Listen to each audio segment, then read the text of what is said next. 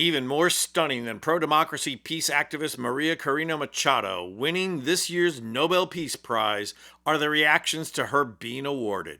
And no one is more upset than the rat-faced mass murderer living in the Kremlin, Vladimir Putin.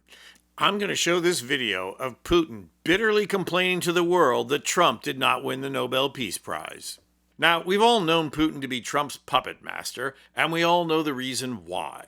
And no, it's not just P-tapes. It's because Putin's goal is to destabilize democracy, and there is no one easier to wrap around his finger than the dim-witted Trump.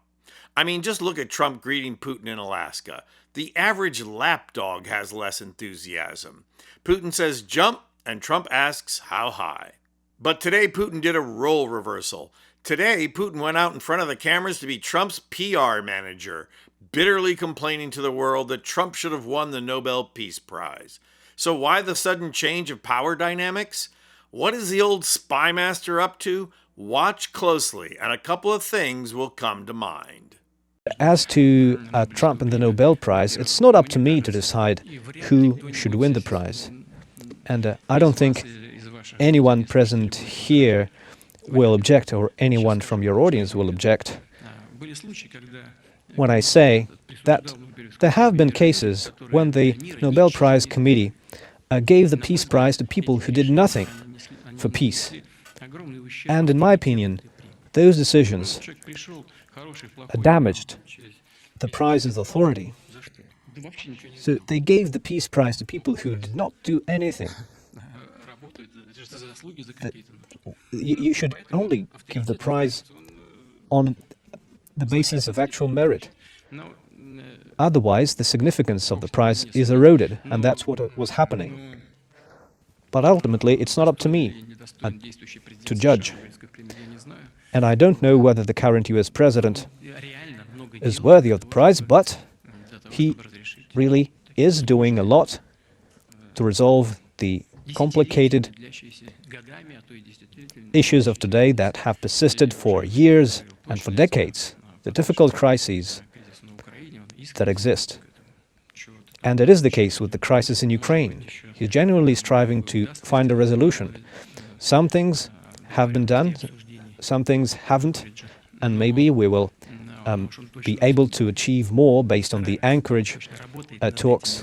But he's certainly working on those issues, working on ways to achieve peace and resolve the difficult international situations that exist today. And the situation in the Middle East is one striking example. If the current initiative is brought to its completion, if everything that Donald was striving to do will be made real, it will be a truly historic achievement.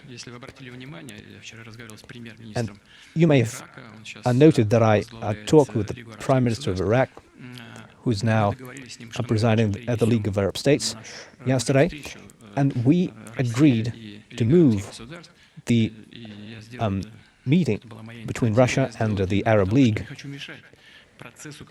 And I did that because I don't want to interfere in the current process that I hope has now gained traction, a process that has been made possible with a very important role played by Donald Trump, and that is certainly an achievement.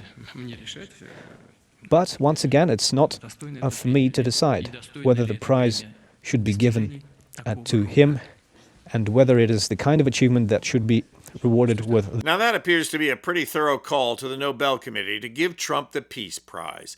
And there's even the hint of a veiled threat there. Give Trump the Nobel Prize, or I'm going to start throwing our weight around in the Middle East. So what is Putin's real agenda here? Because one thing is for sure.